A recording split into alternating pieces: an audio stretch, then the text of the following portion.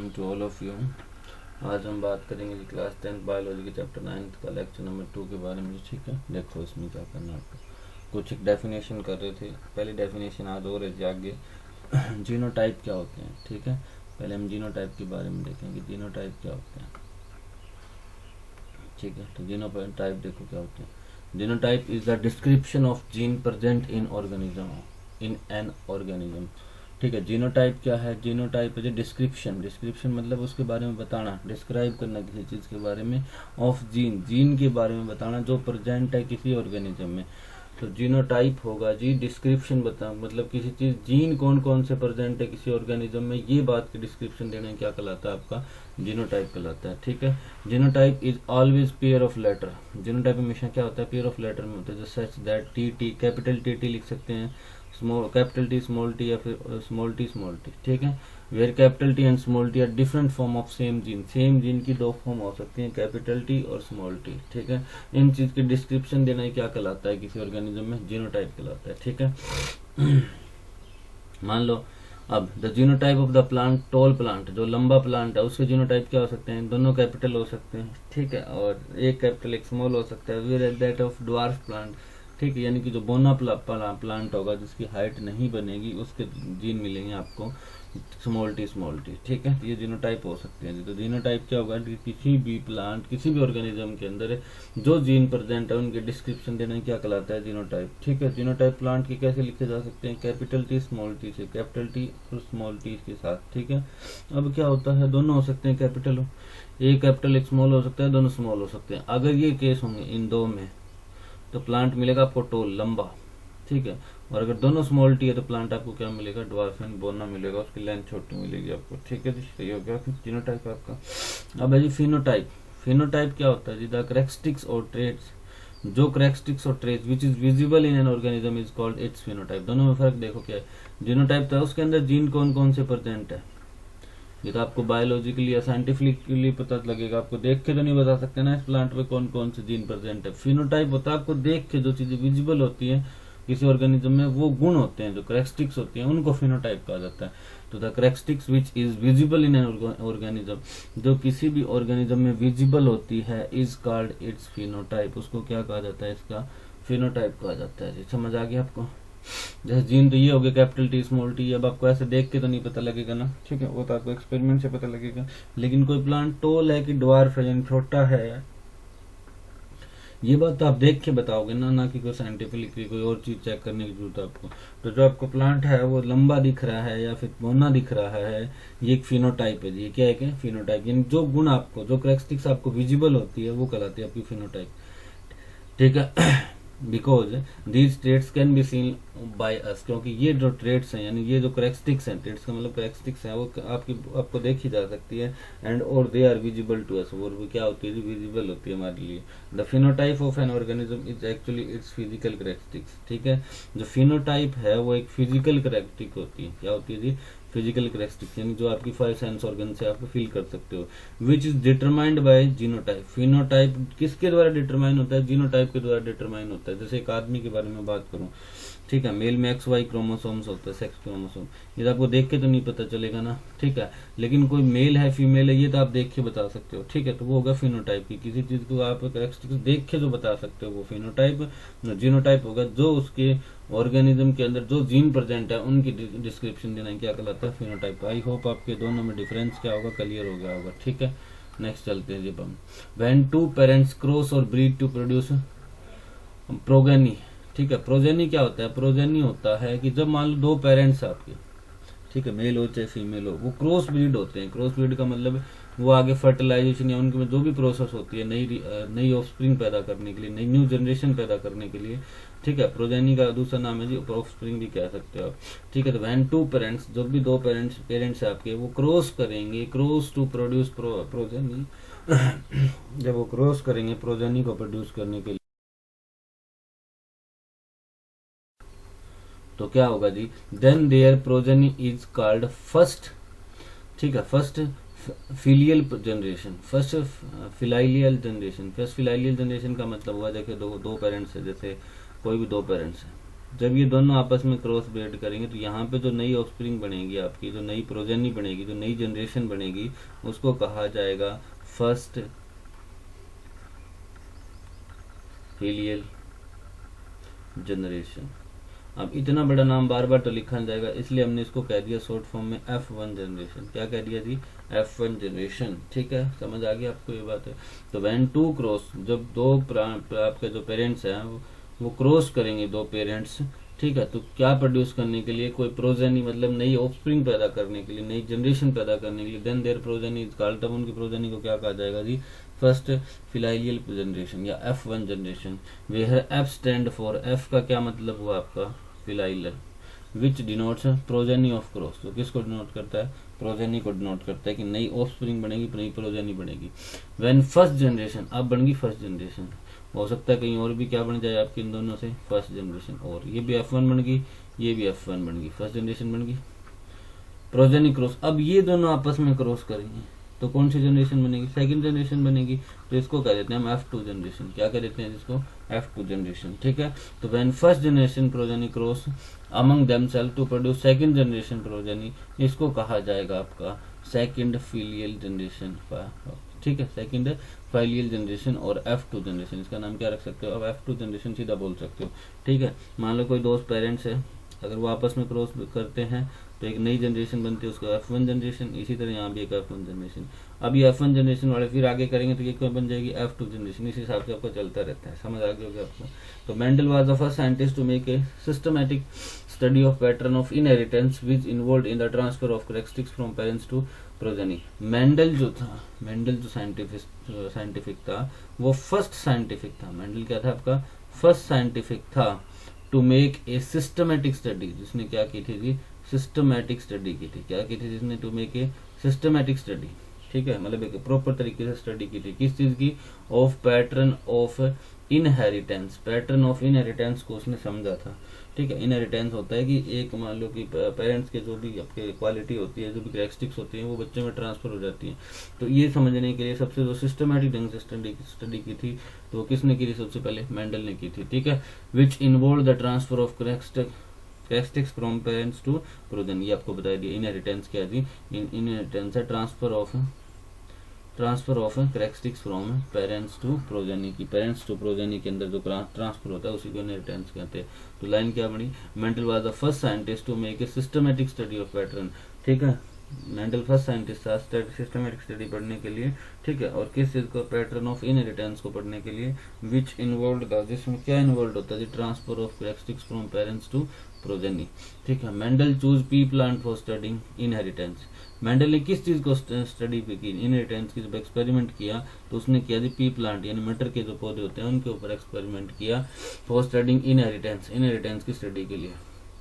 Because P plants had a number of clear cut difference. P plant में क्या होते हैं? बहुत सारे क्लियर कट डिफरेंस होते हैं, which were easy to tell apart. ठीक है, जिससे आप इजीली बता सकते हो कि इनमें कौन कौन सा गुण ट्रांसफर हुआ। आपने देखे भी होंगे पी प्लांट के बारे में। देखो, कोई हो सकता है पी प्लांट छोटा हो, कोई पी प्लांट लंबा होता है। मटर का प्लांट है, कईयों में मटर के दाने आपने देखे होंगे राउंड राउंड होते हैं बिल्कुल, कईयों में थोड़े से ऐसे शेप के होते हैं। ठीक है, कईयों में थोड़ा साइज बड़ा होता है, कईयों में कलर अलग होता है। तो पी प्लांट में बहुत सी वेरिएशन मिलती है, इसलिए इसने चूज किया पी प्लांट को। इनमें देखते हैं कि क्या फर्क पड़ता है। ठीक है, समझ आ गया आपको? तो मेंडल ने किस प्लांट को चूज किया था? पी प्लांट को। ये याद रखना आपको एक्सपेरिमेंट के लिए। मेंडल फर्स्ट साइंटिस्ट था जिसने किसकी स्टडी की थी? पैटर्न ऑफ इनहेरिटेंस की स्टडी की थी। ठीक है, समझ आ गया आपको? अब a new form of plant resulting from a cross of different variant of plant is known as hybrid. Hybrid क्या होता है? नाम सुना होगा आपने, हाइब्रिड बीज लेके आए। हाइब्रिड बीज का क्या मतलब हुआ? हाइब्रिड का क्या मतलब हुआ? हाइब्रिड का मतलब समझो, ए न्यू फॉर्म ऑफ प्लांट, एक प्लांट की नई form banana, resulting from cross breed of different varieties. आपने क्या किया? अलग अलग वेराइटी ले ली, कोई 2-3 वेराइटी ले ली। इन वेराइटी की क्रॉस ब्रीड करवा के एक ऐसा आपको प्लांट तैयार करना है जिसमें सबकी कैरेक्टरिस्टिक्स होती है, इसी को कहा जाता है हाइब्रिड। ठीक है, तो a new form of plant resulting to form a cross of different varieties of plant is known as a hybrid. उसको क्या कहा जाएगा जी? हाइब्रिड कहा जाएगा। आई होप आपको समझ आ गई होगी। ठीक है, नेक्स्ट चलते हैं। इन मोनो हाइब्रिड क्रॉस। मोनो मतलब होता है एक, मोनो मतलब क्या होता है, एक है। तो मोनो हाइब्रिड क्रॉस में क्या होता है जी, we will study the inheritance of one pair of contrasting characteristics, tallness और dwarfness of pea plant by their first generation and second generation progeny. ठीक है, तो इसमें क्या होता है, हम सिर्फ एक पेयर की स्टडी करते हैं। कितने पेयर की, वन पेयर की स्टडी करते हैं। उसके अंदर की प्लांट टॉल होगा कि ड्वार्फनेस आएगी, कि पौधा लंबा होगा कि छोटा होगा। ठीक है, बाय देयर उनकी फर्स्ट जनरेशन में स्टडी करो तो उनकी सेकंड जनरेशन में स्टडी करो, ये कहलाता है मोनो हाइब्रिड। डाई का मतलब होता है डबल, डाई का मतलब क्या होता है, डबल यानी टू। तो इन डाई हाइब्रिड क्रॉस में क्या करेंगे, we will study inheritance of two pair of contrasting. कितने पेयर की कॉन्ट्रास्टिंग स्टडी करेंगे जी, दो पेयर की करेंगे। ठीक है, characteristics of pea plant such as round yellow seeds, देखे होंगे राउंड होते हैं, कई येलो में, कईयों में रिंकल्ड ग्रीन सीड्स होते हैं, थोड़े रिंकल होते हैं, फैले हुए से होते हैं, देखे होंगे आपने। ठीक है, तो इसमें दो हो गए, टॉल और वो भी चेक करना और वो भी चेक करना। तो इसमें दो चीजों के बारे में स्टडी होगी, टू पेयर के बारे में डाई हाइब्रिड में, और इसमें मोनो हाइब्रिड में कितनी स्टडी होगी, सिर्फ एक की ही स्टडी होगी। ये फर्क है जी मोनो डाई हाइब्रिड में। ठीक है, अब जो rule for inheritance of traits, क्या रूल रहेंगे, मेंडल का क्या कंट्रीब्यूशन रहा, मेंडल के एक्सपेरिमेंट के बारे में पढ़ेंगे। सबसे पहले आपको इनहेरिटेंस की दोबारा डेफिनेशन कर लेनी है जी, इनहेरिटेंस क्या होता है। तो inheritance is the transmission of, inheritance होता है ट्रांसमिशन, ट्रांसमिशन का मतलब ट्रांसफर होना। ठीक है, ट्रांसफर होना कि एक जनरेशन से कुछ एक क्वालिटी होती है वो नेक्स्ट जनरेशन में ट्रांसफर होती रहती है। तो inheritance is transmission of genetically control characteristics, जो जेनेटिकली कंट्रोल होती है, जैसे हमारी बोलने की आवाज कह सकते हो आप, दिखने में कह सकते हो आप, ये चीजें हमारे पेरेंट्स के साथ मिलती है। तो यही प्रॉपर्टी क्या कहलाती है, इनहेरिटेंस कहलाती है। ठीक है, तो inheritance is the transmission of genetically control characteristics from one generation to next generation, एक जनरेशन से नेक्स्ट जनरेशन के अंदर इन चीजों का ट्रांसफर होना ही क्या कहलाता है, आपका इनहेरिटेंस कहलाता है। तो inheritance is the transmission of genetically controlled characteristics, जो भी जेनेटिकली कंट्रोल कैरेक्टरिस्टिक्स है from one generation to the next generation, यही क्या कहलाती है, आपकी इनहेरिटेंस कहलाती है। क्या कहलाती है जी, इनहेरिटेंस कहलाती है। ठीक है, अब mono hybrid inheritance and law of segregation, ये क्या है, देखो मोनो हाइब्रिड इनहेरिटेंस या फिर लॉ ऑफ सेग्रीगेशन क्या है, इस चीज के बारे में अभी आप देखोगे। In order to trace the inheritance of a single pair of contrasting characteristics, ठीक है, in order to trace the inheritance, inheritance के ऑर्डर को ट्रेस करने के लिए single pair of contrasting characteristics among the pea plant like tall stem and straw stem. ठीक है, in order to trace, trace होता है किसी चीज के बारे में, मतलब कि उसके ऊपर आप किसी चीज को ट्रेस कर रहे हो तो उसका मतलब उसके बारे में कंप्लीट जानकारी लेना। ठीक है, तो in order to trace the inheritance of, inheritance को ऑर्डर को ट्रेस करने के लिए single pair of contrasting characteristics जो थी, यानी जो आपका मोनो हाइब्रिड था, ठीक है, among the pea plant like toll होगा कि शॉर्ट होगा, ये आपको बता ही दिया। मेंडल क्रॉस, ठीक है, मेंडल ने क्या क्रॉस करवाया, पी प्लांट को differing in these states and noted there occurrence in the progeny of succeeding generation. इसका क्या मतलब हुआ कि मेंडल ने क्रॉस करवाया पी प्लांट को, किसको क्रॉस करवाया, पी प्लांट को। अब पी प्लांट में अलग अलग कैरेक्टरिस्टिक्स हो सकती है, कोई प्लांट लंबा हो, कोई प्लांट छोटा हो सकता है, तो उन्होंने उनको मिक्स भी कराया, एक का लंबे का कुछ वैल्यू ली और कुछ उधर से ले ली, उनको मिक्स करवाया उसने आगे नई जनरेशन में। ठीक है, एंड उनका नोट किया कि नेक्स्ट जनरेशन जो आगे चलती जाती है इनमें क्या फर्क पड़ता है। ठीक है, मेंडल ने क्या किया था, इनहेरिटेंस की स्टडी को, सबसे पहले मोनो हाइब्रिड की बात करें, मोनो हाइब्रिड में मतलब सिंगल पेयर की बात करी हमने, सिंगल पेयर कैरेक्टरिस्टिक्स की बात करी है, जैसे टोल होगा कि ड्वार्फ होगा। तो in order to trace the inheritance of single pair of contrasting characteristics among the pea plant, Mendel ने क्या किया, मेंडल ने पी प्लांट को क्रॉस कराया, वो भी डिफरेंट पी प्लांट्स, जिनकी डिफरेंट प्रॉपर्टी थी, और आगे जनरेशन चलती रही उसकी। ठीक है, और उनकी जनरेशन में क्या फर्क आया, इस चीज को आपने किसने नोट किया था, Mendel. Mendel first cross the T plants with dwarf plant, जब देखो स्टेप वाइज पढ़ेंगे। सबसे पहले मेंडल ने क्या किया, फर्स्ट क्रॉस टोल प्लांट, सबसे पहले एक टोल प्लांट लिया मेंडल ने और उसको क्रॉस करवाया किसके साथ है, ड्वार्फ प्लांट के साथ, मतलब बोना प्लांट ले लिया, एक तो लंबा प्लांट लिया और एक बोना प्लांट लिया, इन दोनों से उसने एक नया प्लांट बनाने की कोशिश की। And found that only tall plant were produce in first generation. जब इन दोनों से बना ना, देखो एक उसने लिया टोल, एक उसने लिया ड्वार्फ, अब जब इन दोनों से बना तो उसने जब फर्स्ट जनरेशन बनी तो वो हमें टोल ही रही उसकी, उसने एक्सपेरिमेंट किया तो फर्स्ट जनरेशन क्या रही उसकी, टोल रही। यानी जो अगर एक बोनापार्ट और एक ड्वार्फ प्लांट की उसने क्रॉस ब्रीडिंग भी करवाई तो पहला प्लांट उसको जो मिला वो क्या था, टोल ही था। उसने बहुत से प्लांटों पे एक्सपेरिमेंट करके देखा लेकिन उसको इन दोनों की क्रॉस ब्रीड से कोई ड्वार्फ प्लांट ही नहीं मिला, कोई बोनापार्ट ही नहीं मिला, ठीक है। No dwarf plant were obtained in first generation of progeny. जी प्रोजेनी मतलब ये जो ऑफस्प्रिंग बनती है, ठीक है। तो प्रोजेनी जो थी उसकी फर्स्ट जनरेशन में उसको कोई ड्वार्फ प्लांट नहीं मिला। फ्रॉम दिस मेंडल कंक्लूडेड, इससे मेंडल ने क्या कंक्लूड किया कि first generation show the traits of only one of the parents plants, ठीक है। उसने ये कहा कि जो फर्स्ट जनरेशन होगी वो सिर्फ एक ही पेरेंट्स के कैरेक्टरिस्टिक्स को ट्रांसफर करेगी, टोल वाले को, ठीक है। And the traits of other parents plant dwarfness did not shown up in progeny of first generation. पहली जनरेशन में जो थे वो जो ड्वार्फ प्लांट्स के जो थे, ड्वार्फनेस थी, जो बोनापन था वो शो ही नहीं हुआ, ठीक है। ये एक्सर मेंडल ने एक्सपेरिमेंट में किया। अब आगे देखो क्या होता है। अब मेंडल ने क्या किया जी, अब फर्स्ट जनरेशन बन गई, एक टोल लिया उसने, एक ड्वार्फ लिया, यहाँ से उसमें क्या बन गई, टोल बना उसका, ठीक है। इसी तरह उसने और भी तो एक्सपेरिमेंट किए थे, टोल और ड्वार्फ, यहाँ से भी उसका क्या बना, टोल बना। ये फर्स्ट जनरेशन की बात हो रही है। अब इसने क्या किया, आगे फर्स्ट जनरेशन वालों को फिर क्रॉस ब्रीड करवाया। अब कौन सी जनरेशन बनेगी, F2 जनरेशन, सेकंड जनरेशन बनेगी।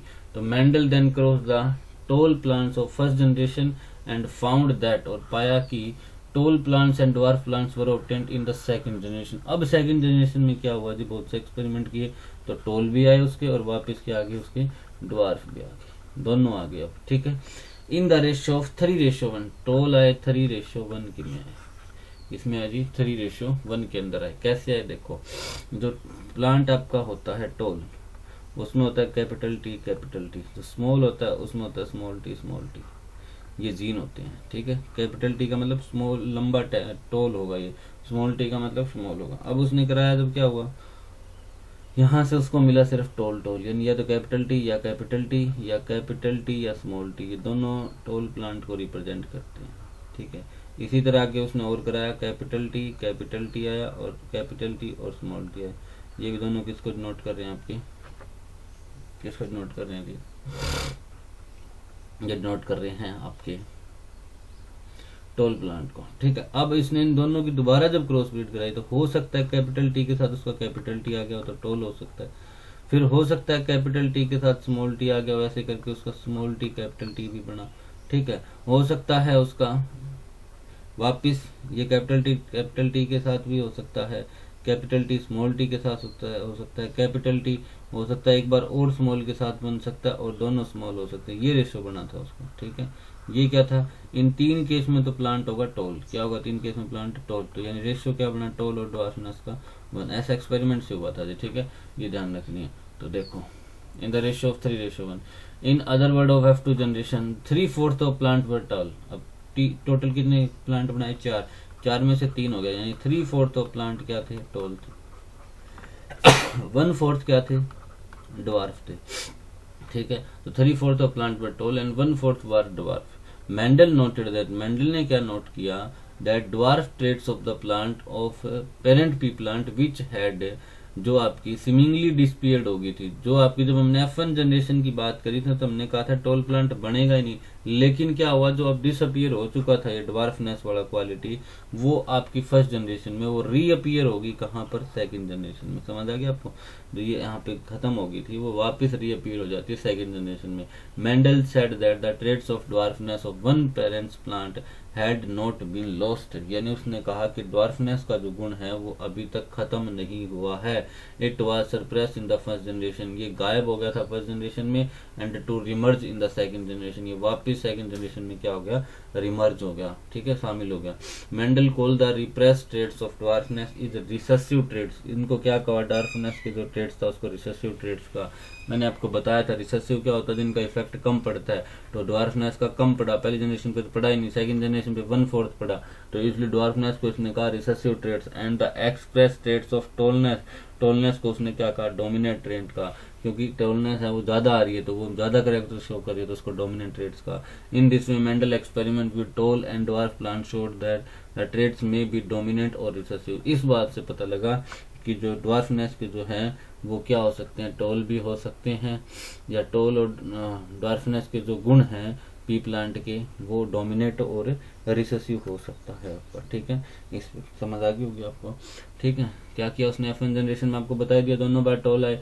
F2 जनरेशन जब उसने नहीं से दोबारा जनरेशन में 3:1 आ गया, 3 बार तो टॉल आया, 1 बार आ गया ड्वार्फ। ठीक है, तो 3/4 हो गया टॉल का रहा है, 1/4 है ड्वार्फनेस का, इसलिए टॉल को उसने कहा डोमिनेट और ड्वार्फनेस को उसने कहा रिसेसिव, यानी इसका इफेक्ट कम देखने को मिलेगा। ठीक है, the ratio 3:1 is known as monohybrid ratio. ये इंपॉर्टेंट लाइन है जी, इसको अंडरलाइन कर लीजिएगा कि मोनोहाइब्रिड रेशियो कितना होता है, 3:1 होता है। पता लग गया कैसे होता है। According to Mendel first law of inheritance, Mendel के फर्स्ट लॉ ऑफ इनहेरिटेंस आप क्या समझते हो जी। ठीक है, तो देखो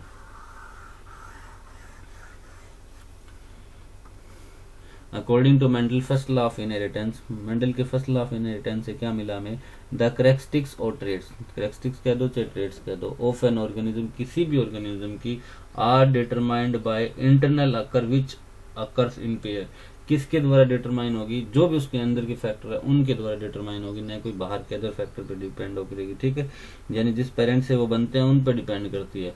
only one pair of such factor can be represent in single gametes, इस टाइप के जो फैक्टर होते हैं उनको हम एक सिंगल गैमेटीज में रिप्रेजेंट कर सकते हैं। ये बात आपकी मेंडल के फर्स्ट एक्सपेरिमेंट से पता लगी थी। ठीक है, आज के इस वीडियो में इतना ही रहेगा। अगर आपको इसकी PDF चाहिए तो हमारे टेलीग्राम ग्रुप को जरूर ज्वाइन कर लेना जी, पवन साण सर के नाम से ज्वाइन जरूर करें इसको।